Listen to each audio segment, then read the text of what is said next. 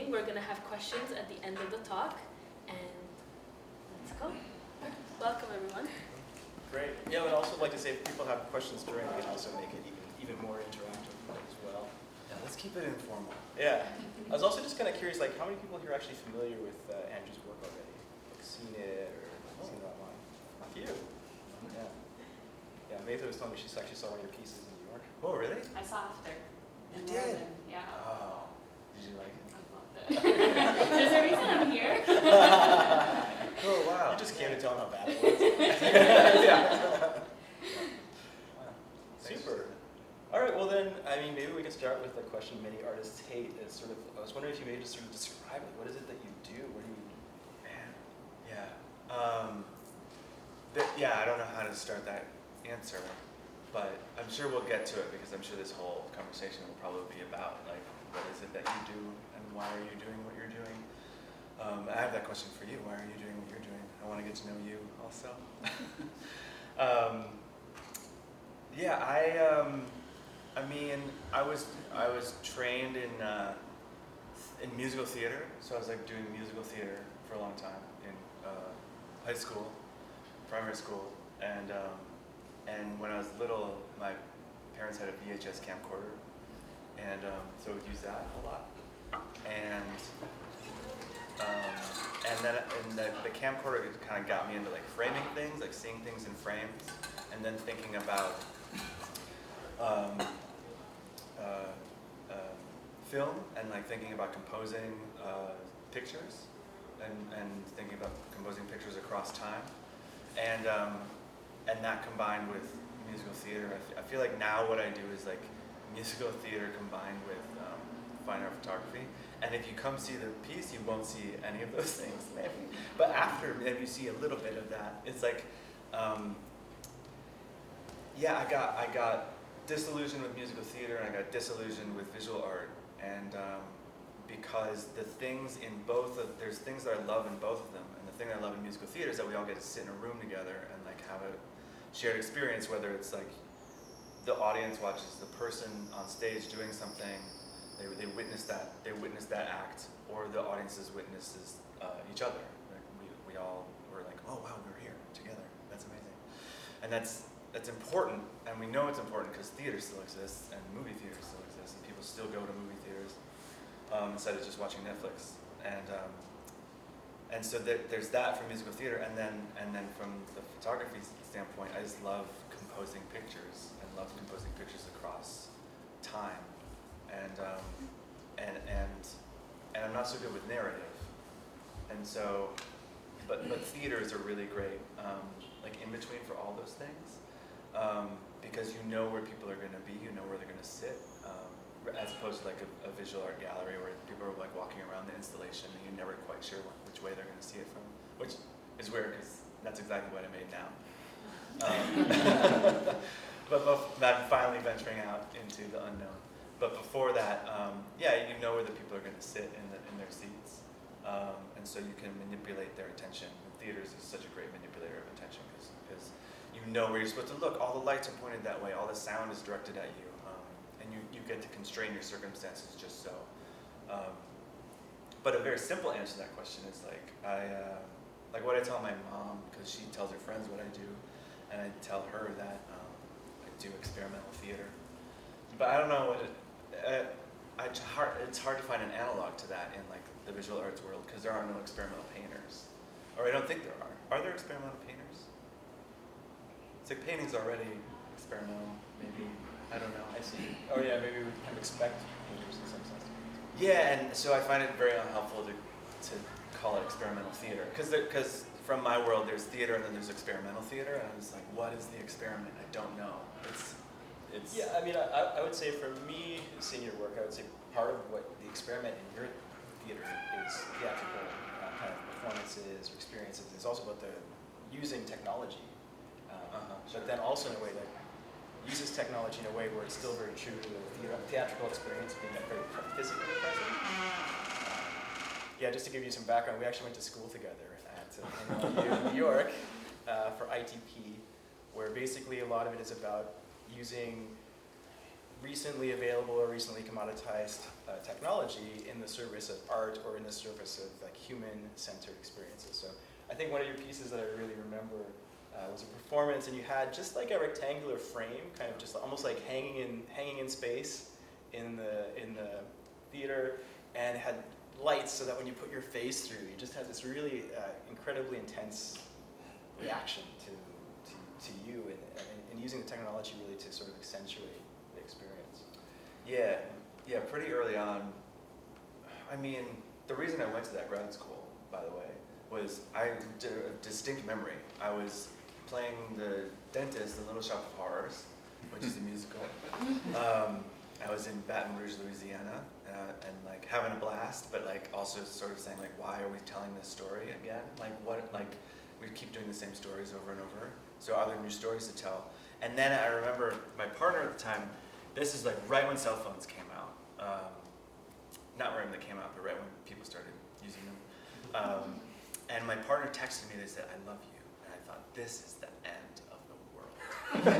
It's just like. It's just such a down, it's like we're going to be talking so much more and be saying so much less.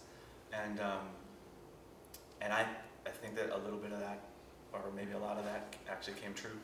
But I was like, I'm so leery of this new technology for technology's sake. I gotta get in from the ground floor. I gotta see it from the inside. Like I have to understand the tools.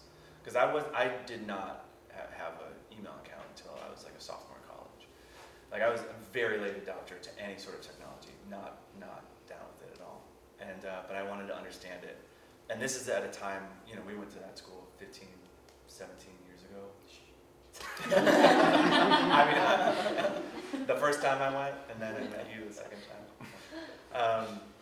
And the DIY community wasn't so prevalent online. Like, I went to that school sort of because there wasn't a community that I knew of to sort of or I wasn't cool enough to be in a community to like learn about these things. That really seemed like totally opaque black boxes to me, where it's like you don't control your surroundings, other people control your surroundings, and you're not supposed to know about it. Right. And so learning about how to make your own technology was like such a. I mean, I remember when we were in class and we learned how to make an LED blink, and I was just like, I can do anything. I can really. Once you have input, processing, and output from like humans have input, processing, and output, and then technology has input, processing, and output. Once I put those things together, I was like, you can connect anything to anything else, and use that in the service of whatever you want to use it for. And Red Burns, who was the founder of the program we went to, she was just, I mean, she founded that program based on the democratization of media, basically. So when cable access television first came out, I think that's how it started, right? She was like, okay, you don't have to have a ton of money to talk to the masses. You can you have public access to a broadcast studio, like true broadcast, where anyone who has a receiver can get your one-way communication to them. Yeah, one of the big new technological innovations when the ITP, which is when the program that's basically now started these interactive media programs, for example here at NYU Abu Dhabi, the big revolution was that you could actually have a video camera that you could take with you. So then the question is like, once these technologies become available, can we teach people how to use them that aren't part of the normal corporate system, right? We're talking about using LEDs, but we're like, now you're making this like universe of stars, as opposed to figuring out how can we make ever more efficient, like advertising displays. Right. I had to learn about hacking those ever more efficient advertising displays in order to like. Yeah, exactly. Because you couldn't just go into a store and buy them. You'd have to okay, what exists? Okay, it's where the money is. So use the thing that already exists and use it in ways that you're not supposed to, and that's where hopefully the innovation happens.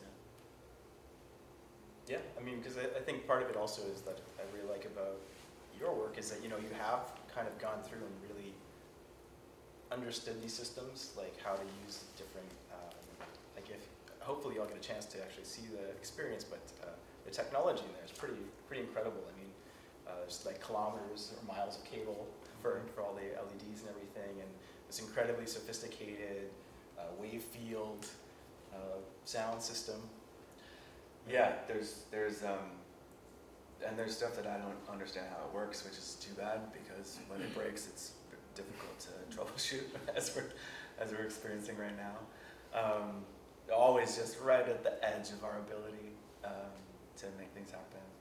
But but hopefully all of these things are in service of the story. So like I try to make things that the only reason I use this particular technology in some instances is just because there's no other way to tell that story.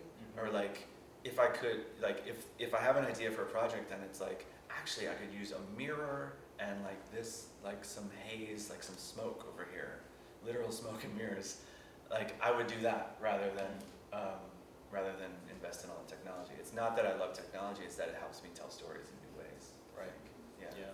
I mean, it's a common pitfall in media art is sort of, hey, something new comes out, everybody rushes in to do that, but then a lot of the things in some sense also end up looking like tech demos. Yeah. But I think we need that also. I think that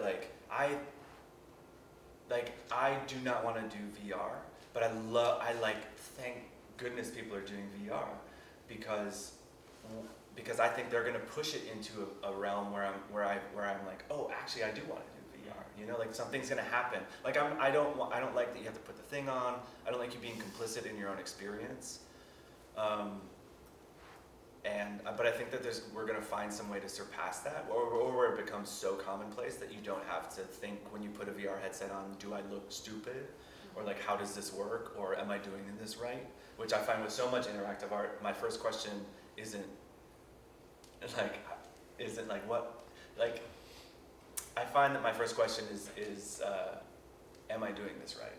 Rather than a question about the actual content of the work. But once we have more, I think, literacy with these things, once the people who are just doing it for the technology's sake do it more, I think that's also where innovation happens, you know? Where like, I think, like, people need a lot, like, I like that bad art happens because it opens it up for more people to make good things later, to make more nuanced things. I don't want to say bad and good, but like, there's like some broad strokes that need to happen before we can get in there and like refine how it really affects you. You know? Yeah, we need a lot of Hello World kind of examples too Definitely. before we can get deeper in. Yeah. Great. And I'm also just kind of curious, what are you hoping people get out of this new experience? Yeah, are people going to see it? First of all, Yes. apparently it's sold out. Oh yeah, for the guided experience. Yeah. Oh, okay. If you need tickets, just talk to me. Do a deal. That's how he funds his trips. Yeah, of course. Yeah, I know. Yeah. I don't know. I hesitate to say what I hope you get out of it, but yeah. But it's interesting because we had a we have a show in New York. We have a show in Minneapolis. Like we're going to LA. We go to like big cities, and then we go to places like Ivins, Utah, which is like Kayenta. I mean, Williams is a bit different, but like we went to this city in Utah, and it was I felt like simpatico with these people, where they were like, well, what are we supposed to get out of it? Like, what are we supposed to see? How are we supposed to do it? And that's how I grew up. I grew up learning that there's a right way to see art, and I went to the art museum, and I was like, don't touch anything, and like these are white walls. And I had this image in my mind that the people who were making this art knew that they were going to hang their painting like right there, and they knew that it was going to be in this art museum, and they knew like, and I was like, no, they didn't know that, and they were like in a really messy studio, and they didn't know where they were going to go. And I was always like a little, I just got mad that I was taught that there was a right way to look at it or to get something out of it. So these people in Utah, it was sort of this, these people in Utah, come on. It was our friends in Utah, I felt akin to them because I was like, oh no, you don't have to, like, there's no right way to do it. Like, just like, I don't know, go in there, pretend you're a kid. Like, kids are so good at looking at art because they don't have any of the baggage of like, oh, well, this is what this means and this symbolizes this. And, you know, he was a very big person in the Northeast because he was white and a man. And kids are just like, they say what it is, you know, or they see what it is without any of that. And it's hard to get that back, I think. I mean, we need some context, but yeah, I try to let it wash over me. Yeah, I mean, and so when you go in there, I hope that you can let it wash over you and just be open to experiencing whatever you might experience, because there is no right way to do any of it or to see any of it. I mean, did you go in with any expectations? No, and when I spoke like with others who saw it, we had very different perceptions, and I love that. Yeah. Like some saw it as the stars, like I saw it as like the internet dreaming of itself, like I saw something else which is ecological. People saw more cosmic and more planetary, so I love that different perception. Yeah, that's great. Bring your own thing to it. Yeah. Do you have any initial impressions of Abu Dhabi? I don't know if you had a chance to actually look around, or if you've just been stringing cable. People have said that it's going to get less humid, but I'm like, let's keep it. I think I really like the extremes of it. It's really intense. I kind of enjoy it too in right doses. Yeah. Sauna walks. I forget where I learned that from. I think it was Tanali, one of the previous speakers. Yeah, it's really great. I mean, I'm curious from you all also. Like, I mean, we got to go sort of to the city center last night and eat some good Indian food. But it is, like, how much does this differ from the city itself? Is this part of the city? No. This is a bubble. It's a bubble. Separate, yeah, completely separate. But it's influenced, yeah? No. Yes, yeah, it has to be, yeah, definitely. Yeah. Most of this is very recent. Yeah, I remember I was here, I think I was here like 7 years ago. And I don't think the theaters, the shells of the theaters were built, but someone was like, oh yeah, they built the theaters, but now they have to rip out the walls and put in all the electrics. I was like, whoa, that's intense. Yeah, I still don't know. I mean, I look out my window and I see the desert, and I want to go to the desert. That's where I want to go. And I mean, a lot of this piece was just inspired by being in the desert in Utah, actually, and just seeing sort of geologic time spread out before you. Whether it's just the ability to not see something that was made by a human, I think is really important, and is like almost impossible to do definitely on a daily basis. But you can live your whole life and like, I mean, you can live your whole life in New York and not realize that you're like next to the ocean, or that there's more than 3 stars in the sky, which is like, and that one's sad because that one's, I mean, it's not that sad, I guess. It's reversible, you know, like light pollution is reversible, which is nice. Like we can turn things off or get energy efficient things or get more funding for dark sky parks, because that is a connection that I think, I don't know, because I don't know enough about it, but I'm sure that a lot of people do know about it, and you can help me out. But after whatever, hundreds of thousands of years of evolution, navigating by the stars, or planting or harvesting, like we have to have some sort of fundamental relationship as human beings with the stars. Like we have to. Like it must be inside of us. But in the last, since the invention of the electric light bulb, and maybe before, I don't know. Maybe people had fires just everywhere. But you can't see that anymore, and it must do something to you physiologically, not to mention just mentally, that you don't have a fundamental relationship with the stars and starlight, and thinking about cycles and just a knowledge of like noticing patterns in the world, because we've obliterated those patterns by shining our own lights into the sky. I don't know. I don't know. I think about that a lot. Yeah. So I think about that a lot when I go to other cities too, like here. I get to look out into a place where it is dark, at the like facing that way. Oh yeah.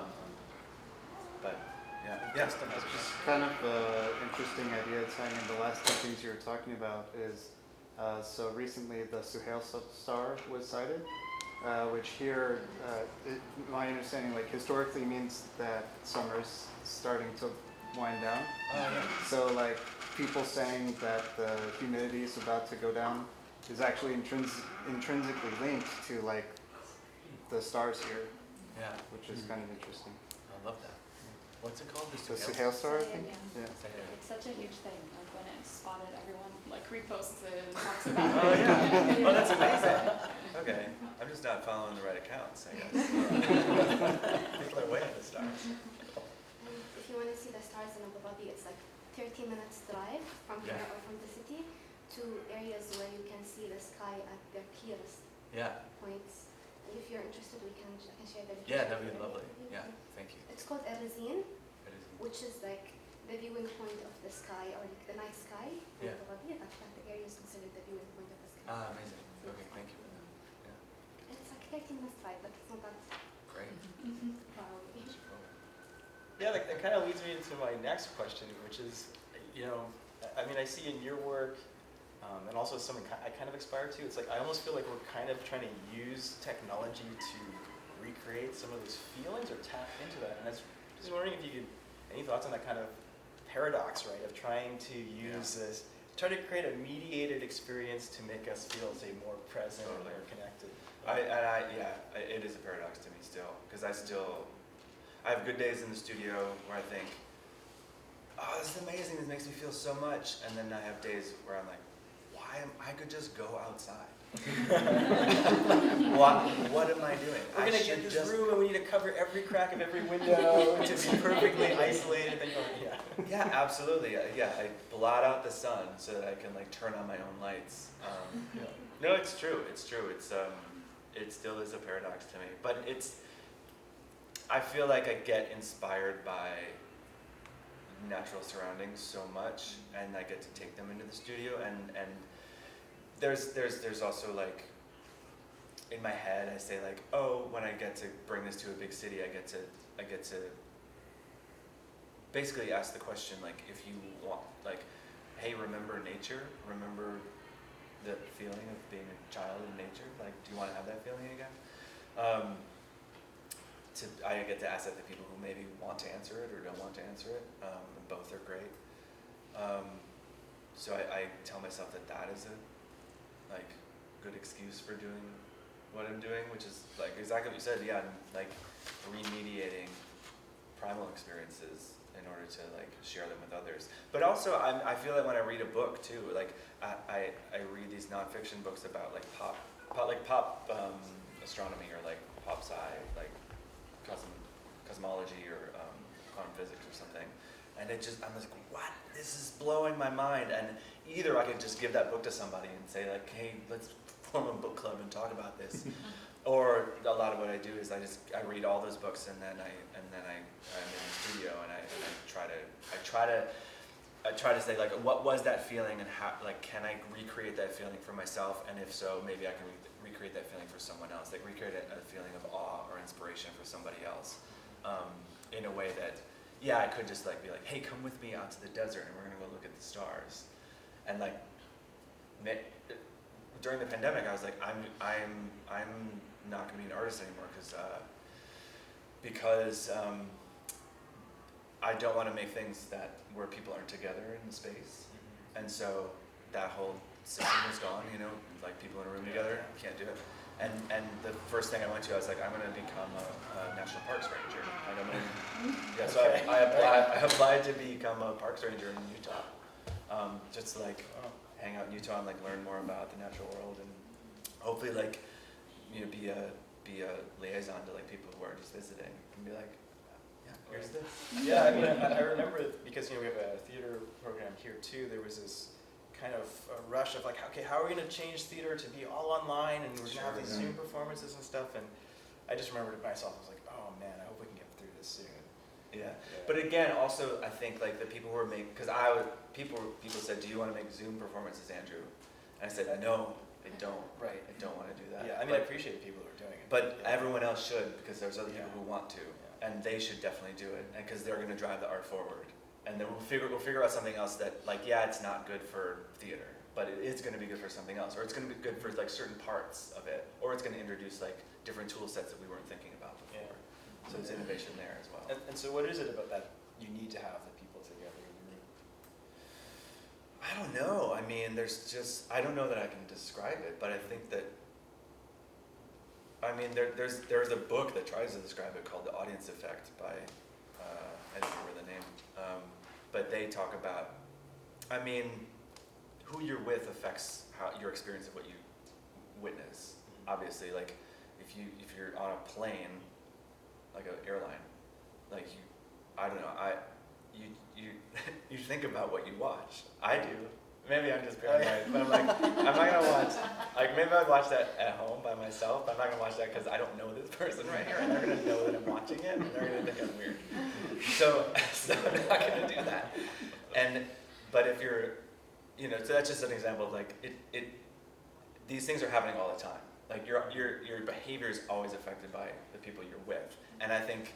And your experience is always affected by the people you're with. And I think that when you're in a room with a bunch of other people, that experience is, and you're all there for the same reason, or then you know maybe you want to be emotionally manipulated, which theater is great at, or maybe you just want to think that you're smart and know everything about a painting that you're looking at, or you just want to say like I was there when that happened. I like one of my favorite places to go is one of my favorite places to be in is a museum. And just to be around people just like contemplating things, because like everyone knows how to use a museum, or like we think that we do, or we think we know what a museum is for. And I love being in spaces like that. So I don't know, it's complex, and I don't know that I can name it, but it's like, I mean, everyone, like, do you all like going and sitting in a dark room with other people? Yeah. Depends how small it is. Depends on how small it is. Yeah. But like, what do you like? Why do you like going to see theater, or like time-based art? Do you have reasons that you can articulate?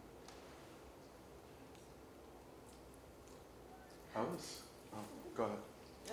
A lot of times I don't like going to see it. Yeah.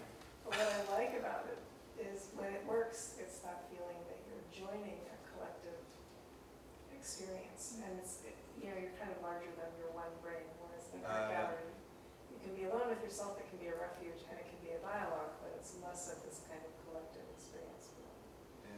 Which I'm sure many people try to theorize and articulate, but that was me trying to do it. So, Yeah, I was gonna say like around the same thing around collective consciousness, because I feel like in our life we're being taught how to be independent, individualistic. So it's a chance to lose yourself in the crowd, to forget this pressure and individualism. I think I really like how theater controls time, and how theater forces you to sit down and witness something, whereas in a museum you need to self-manage your own time. In a gallery you need to keep in mind like, okay, I have this other thing 3 hours later, so I can't just stay in this room for 5 hours as I want to. And I think that to me is what makes it more meaningful, not only as an audience member but also as an artist. I find that putting people in a room and being with them at the same time is something that's very meaningful. Yeah. I think that's I resonate with that so much, because when you're in it, like the other thoughts creep in. I mean, they creep in no matter what, but I think they creep in less when you're like, I don't know what's going to happen, but they're going to tell me what's going to happen, you know? I think, I don't know if I always feel this way, but I think that if someone's arranged a stage and stands on it, some people should feel like a sense of duty or like just out of respect, if someone's taken the time to practice and become good, even if they haven't become good, but if they've taken time to like arrange an opportunity, I think there's some sense that like they deserve a chance, you know? And if it's good, and you're entertained, I don't know, I think that there should be like a sense of like neighborly duty. To witness. I like that. Yeah, I mean, there is something with a shared experience. It's kind of hard to put your finger on it, but there's something kind of essential there, I think. Yeah, it's some of the most fascinating things that I've gone through as an audience member have been durational performance, and like especially like 24-hour performance, where you know that you're entering into, usually you know that you're entering into a 24-hour performance, and I find my experience is after 5 minutes, I'm like, oh, this isn't about you, this is about all of us, because we're all also witnessing each other, and like, at the end, you're cheering as much for them as you are for yourself. You're like, we did it, we all did it together. And I think that's like, that speaks to me to why people gather in space. We're just saying we're us, and this is what we do. We're witnessing each other. Yeah. In a way that we have immediate feedback, which we don't have when we're on Zoom or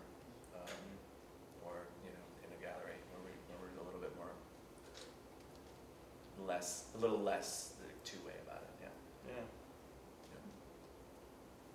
Yeah, and I was wondering too, if maybe any tips or challenges for artists or other people that want to kind of engage technology for these kinds of experiences. Yeah. Wow, where to start on that? That's like, troubleshooting is just the biggest thing, I think. And for me, it is you can. It's from 0 to 99% of the way there to making something that you want to make. I feel like when you get to like 95 to 96, 97%, you're like that's the easy part, and then the last 3% is like that is where all the work actually is, and that's where it gets good, and that's where it gets emotional and meaningful, and that is what you will keep you up at night and make you not want to be an artist anymore. That's absolutely been my experience too. A lot of these projects are very technically involved, and there's just an incredible amount of technical work even that needs to happen. And maybe you build some kind of interactive system, you literally spend months programming it and specking out all the projectors and all the computers, and you're like, great, we implemented all the features, and then you go try it with someone, and they're kind of like, and you've literally done like 95% of the work. But the reaction from people is kind of like, And that's the equivalent. You doing all of that prep work and all that technology and all of those things, like all that research and all that coding. That's the equivalent to me of like mixing the paint. Like you're like, okay, now you're ready to go. Like that's your start. And that's exactly what we're dealing with right now. We're installing over here, and we've done the show a bunch of times. But in this space over here, there's one component that's like kind of giving us a little trouble right now. Don't worry, Bill.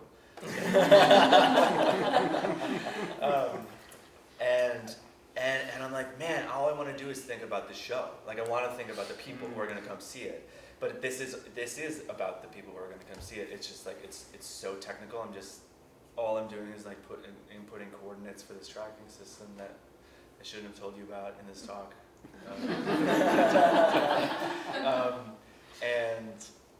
And I'm not thinking about like the audience experience, but it does translate to like, oh, I'm doing this much work because it matters that a lot of also what I try to do is like, you don't see the technology, right? Like you like use all the technology you want for me and then hide it. And then you don't know how it's working.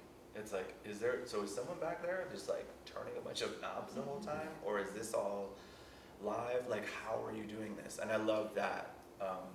I love that experience also when I get to see it. And I really try to do that as much as possible, is where you have, there's so much sort of nuance in the technology where you're not sure how it's possible that it's happening. And I know that you're going to think about that for the first 5 minutes, and so I know that it has to be longer than 5 minutes at least. But also that there's going to be this period of like learning how to view the work, sort of like like not that I'm teaching anyone how to do the work, but like, you know, as like if you go to a Shakespeare play and you're like, whoa, this language is different. Like, okay, you just have to get used to it. You teach yourself how to watch it. And I think with technology, it's like you gotta allow for a little bit of like people teaching themselves how to watch it, and then we can get into it. So a lot of my work has that as well. Yeah. So this actually builds on that metaphor of the technology as a language. Yeah. And so I'm curious, when you're creating work, if you assume that the technology is your vocabulary, right? Are you coming up with your system of vocabulary and then saying, all right, now what story can I use this to tell well? Or are you coming up with, here's a story I want to tell, here's an experience I want to share, now what's the right language to use for it? Like, where does that kind of form content process happen? Yeah, and it's definitely both, because I have stuff that I've made in the past, and I'm like, oh, this technology would be good for this moment, and like, oh, I know how to use this, so I'll like think out loud using the tools, or basically like, here are my like, hey, welcome. Hi. Nice to meet you. Hey. Like, here are my tools, now I can think out loud with them. And so there's things where, yeah, I'll just like reach back into my tool bag and be like, oh, you know what would work for this moment actually is this technique that I overuse all the time, and I'll put this in as a placeholder until I find something better. And some of that studio time that I have is just like, I don't know what this is for. So this is the other thing, sorry. Some of the studio time is I don't know what this is for, but I have this idea, starting with technology, where I'm like, I think this could, I think that this effect could be a cool thing to use. And so I'll try to like read a paper about what's it called? Shepherd tones, which is like, constantly descending, like psychoacoustics, where it's like you play these tones in octaves, and you're constantly making them tone downwards, and so it sounds like it's like an unending, constant downward tone, and it's just like, okay, I read about that in a book, and now I'm like, okay, actually, what would that be good for? And then I make a show also on the other side. And I'm writing something, and I'm like, actually, that thing, that cold, hard scientific thing, could actually work really great for this moment, and then I nuance it into that moment. So it's like I'm constantly doing scientific experiments, and I don't know how they're going to work into the piece. And then sometimes I have like things where I'm like, actually, this moment needs something that psychologically makes me feel like this, and I'll work towards how to make myself psychologically feel like that. And that's usually through scoring almost, like, but when I say scoring, it's usually music, lights, and other sound. So like I use a lot of lighting techniques for myself that are less about like making it look good and more about like disorienting, I think, yeah. So that's where a lot of my thinking out loud comes from also, is like disorientation and making you question your own reality, I guess.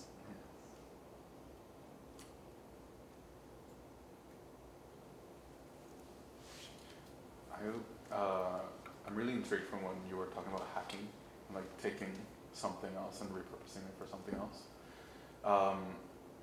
And I just was curious if you could talk a little bit more in depth about a process of hacking, a time when you hacked something and repurposed it, and what, like, if somebody wanted to hack into, say, cough cough, like an Xbox 360 that happens to be sitting in the corner somewhere, what would you tell somebody to, where would you tell somebody to maybe start out, or what would you say is like the biggest challenge, or what would you say to them? Yeah, it's like, I feel like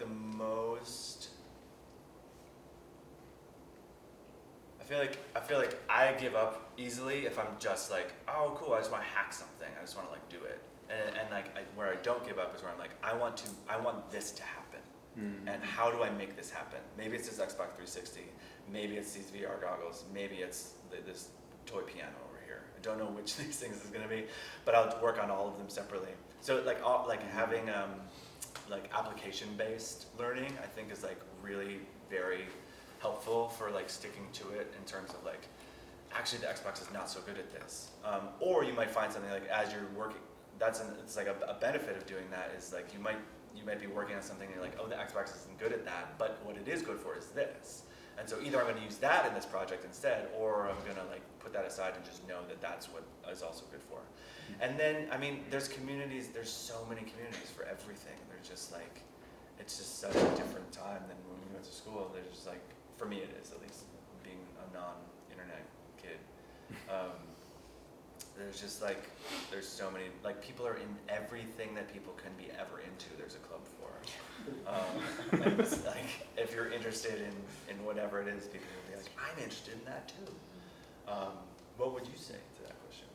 Well, I mean, my experience is a lot more with software and then like physical computing. And so for those, what's really great is to find examples of other people that have done stuff. And so for some more physical things like electronics, search for that topic plus Arduino, right? Because you know, we tend to use open source tools and software, not just because we have access to them, but because there's a big community of people, and also even just that sort of spirit of sharing, right? So a lot of times if you search for Arduino plus you know, infrared controller or something, like remote controller or something, you'll find all sorts of examples, but also with code that you can get started with, or at least look at to reference.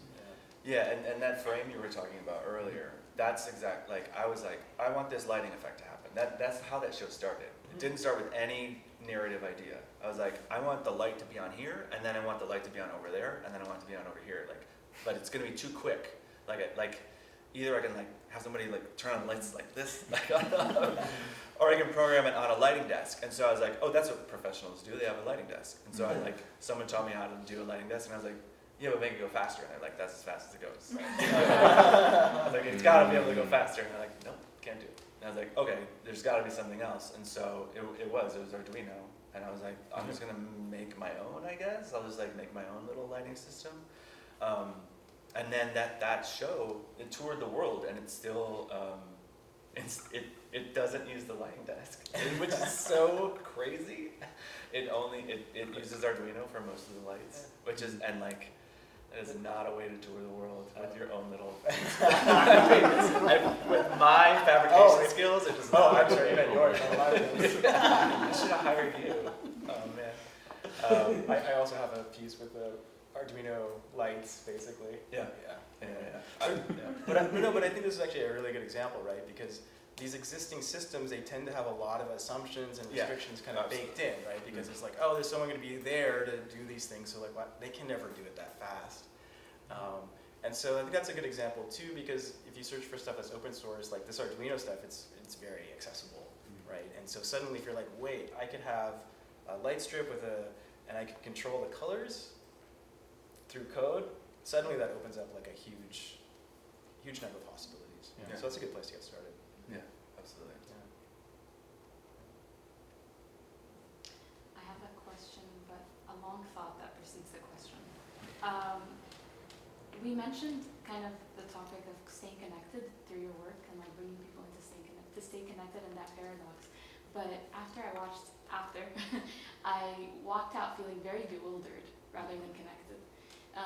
And that's why I was drawn to the work. That's why I enjoyed it, because there was something about seeing all these things happen on stage and not knowing how they were happening, and kind of really pushing the bounds of speed and time and all these limits that made me feel very bewildered. Like I was like, whoa, what's going on? I don't understand this. It's making me question everything. Yeah. And I'm really curious to know your relationship with that feeling. Like, how do you navigate the duality of like wanting connection, wanting people to feel connected and to feel together and in place and in community, but also bringing them out of place and bringing them out of kind of the context that they're in, and that producing a sense of kind of like, you use the word disillusionment at the start, like bringing that feeling in as well. Yeah, I'm gonna mess this up, but as you're talking, I was like, that's why I do it. I use the disconnectedness to get to connectedness, because my actual experience of reality is so close to bewilderment and like Too. a genuine That's why I love the after. hallucination Yeah. that like there's a very fine line there, and even as I'm talking right now, like there's a million thoughts of like, you know, my social awkwardness or like my anxiety or like, am I going to say the right words or is this like, I know we have dinner later. Like there's so many things that are actually also happening for me that I'm not just, I can't just be in the present moment. And like, you know, we think about like the concept of solipsism or like, you know, I'm me and I'll never be you and you're you and you'll never be me. And we have different experiences of the world, but I wonder if other people have that experience that I have of like not being able to, like, yes, I'm in the present, but I'm also just slightly in the future. I have all these tendrils going all these other places. And for me, a lot of how I want to be connected to people is to be like, hey, do you experience these things too? Like after is a lot about, like at the end of the play, you know, we're just kind of like human beings, right? Like, wow. Yeah. And I feel like that is what a lot of my work tries to get at, and it is like, let's stop pretending that we all know what's going on, you know, like, because I have no idea what's going on most of the time. Like we made all of these systems up from language to like talks where there's people sitting here and people. It's just like all of it's made up, and I spent my life thinking that there's a right way to interpret all these things, and that's not how I feel when I ride the subway. That's not how I feel when I'm like walking down the street. So the way I want to connect is to say like, hey, do you feel like this too? Like, do you feel disconnected too? And sort of present those things to sort of like break people out of the normal causal relationships of reality is a way for me to sort of get at that, I think, without saying like, hey, who here, right, show of hands, who here hallucinates daily? Like that's... That would be a fun piece. yeah, that's the first piece actually. Yeah, does that answer your... Yeah. I mean, I don't know if I've ever like thought that out loud before, like in language. I think like that's a very, like, thank you for asking that question. Of course, I'm working on a lot of stuff on that topic, but in the context of Abu Dhabi. So I'm constantly disillusioned and bewildered in the city. I love it with all my heart, but I'm driving and I'm like, how does this exist? Yeah. So I wanted to ask you, because that's one of those instances where I felt that way, like watching after and then leaving and being like, wow, okay, this is tapping into something that I felt every day but never knew I felt. Yeah, you know, so for sure. it allowed me the language and the consciousness. I wanted to see if you grappled with that too. And yeah, I mean, my work is a direct, like I have to do it because otherwise I'm gonna go out of my mind. Yeah. Like, and I don't know what else to do with it. I was just like a ton of therapy, or I can make theater. Yeah, and then there's some questions of which is, but it really is a way to grapple with it. It's like it's an interpretation of it, or a sharing of it. Yeah.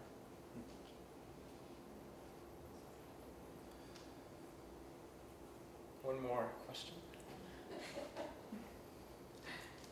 Comments, thoughts? Good question. So I feel like personally I struggle a lot with like, I guess just deciding on things in general. So I wondered if you have like a process like, oh, this is what I want to use, or this is something I really want to focus on and piece, or like. I feel the exact same way, Yeah. and I've struggled with it for as long as I've been doing anything. I have future regret where I'm just like, I'm gonna make this decision, and it's gonna be the worst decision I could possibly make. And so in my personal life, I don't make decisions, and which some people will tell you that is making a decision. And that's a bad idea. In real life, no, in real life, I just in my personal life in real life. Wow, this is deep.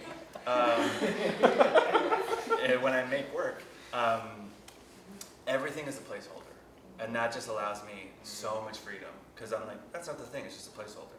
And then I cut to 2 years later when every single thing that was a placeholder is just the thing. And It didn't have the anxiety as you went through it. Exactly, and it wasn't, I mean, there's like big decisions along the way where you're like, oh my gosh, like we only have this budget to like, we either have to buy this thing or buy this thing. I'm like, I'm gonna make the wrong decision, and I will make the wrong decision, and we won't be able to use it, and I will have to return it, or not be able to return it and go a different way. But treating everything as a placeholder, or just like, we can change this later, or just, you know, there's steps 1, 2, 3 to 100, and like, I think what I do is I'm like, here's step 1, I draw it out, here's storyboard. Step 2, draw it out, storyboard. All the way to step 100, storyboard. Here's what it's gonna look like when it's finished. And then I do step 1, and step 1 does not point to step 2. It points like way up here. And I'm like, okay, cool, I'm glad I did all that work, because that's a scaffolding for if I want to return to it. But like follow where it tells you it wants to go, but it would also have a plan. So if it doesn't tell you where it wants to go, then you just follow the plan. And if it does tell you where it wants to go, like be like, okay, cool. I'm not going to go this way. I'm going to follow this branching narrative and return to it if you want. Yeah, that's what works. I can answer that. It feels like, I think there's also a thing which is about like accumulation. There's Yeah. the accumulation of tools, there's the accumulation of ideas, and you can have all of these ideas and all of these tools, and they don't all have to go into one thing, right? So like, Andrew, I know does this, the other artists I work with do this. It's like, you know, there's like some idea they had like 10 years ago or 15 years ago, they were like, that then happens to be to work in the piece that they're working on now, but like there's been 6 pieces along the way where it's like, oh, that's such a good idea. Nope, doesn't work for this. You know? So it's just like keeping all those tools and all those ideas and like recognizing that not all of them go into everything. And one more thing on that is like, bad ideas are so great because you get them out of the way.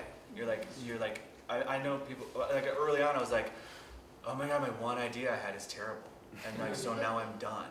It's like, no, you just like, now you're like one bad idea forward. Now you like don't have to have that bad idea again. Or that bad idea like gave you an idea that you didn't know you were gonna have otherwise. So like, and I'd still have to constantly remind myself that that's true. But like, I love bad ideas because you're like, great, never have to do that again. Yeah, I want to call out that exchange for a moment because we have a couple people here who are part of the artist development program that we have, and thinking a lot about artists and producers, and Cheka is the creative producer working with Andrew on this piece. And I'm curious if you could talk a little bit about that relationship and about how you as director, writer, technologist, maker, working with a creative producer who's not just a logistic producer, but that exchange and that process kind of between the two of you. I mean, Andrew and I are fairly new to one another, but I mean, I think that it all, honestly, so much of it just comes down to trust. It's like, as a producer, I only want to work with artists whose work that I truly love, and I only want to work with an artist who is open to trust me, and that then you're like on a journey together, right? And because that journey is not just a creative journey, that journey is also like, this is the budget, and also for me as a producer, a lot of what I try to think about, especially in developing new work, is like, what is the end goal, right? And so if an artist says, you know what, I really want this work to tour, then part of my job is along the way, as they're having these beautiful ideas, you know, to say like, that is a gorgeous idea, and we will never be able to tour that, you know? You want like a herd of sheep in the show.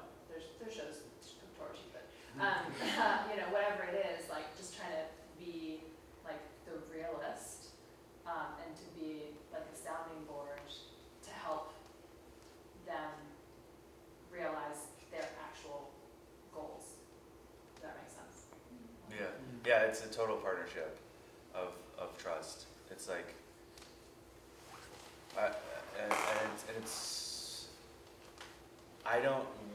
the people I work with aren't like, and it's like the school we went to. It's like, you don't go to that school to become like the best coder, and I don't want to hire the best, like the most proper, knows how to do all this stuff sound designer to help out. And like, I want the person who is invested in the project in a way that like we see the same thing. There's the same goal. You like we see like what the work can do for other people. Like you understand why it's important that we spend so much time like thinking about how people get in and how people get out, and like how that's just as much of the piece as the content of the piece, and like how much, you know, our priorities line up in terms of like, this is what's important for like live event stuff, and like we wouldn't be working together if I didn't think that you felt as strongly as you do about those things. Yeah. Yeah, and then being able to like represent that to Bill or to other to like artistic directors around the world who are interested in that work and say like, here's where we can compromise and here's where we can't, because there's always going to be a compromise, right? It's just whether or not that compromise is too much artistically, and just like what those lines are that make sense for the piece and for Andrew and all of that is in service to like the experience that people have walking into that space, right? Yeah.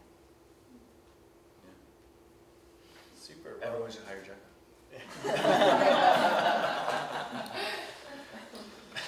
Okay, thank you so much everyone. This is the end of our first of the stage event of the season.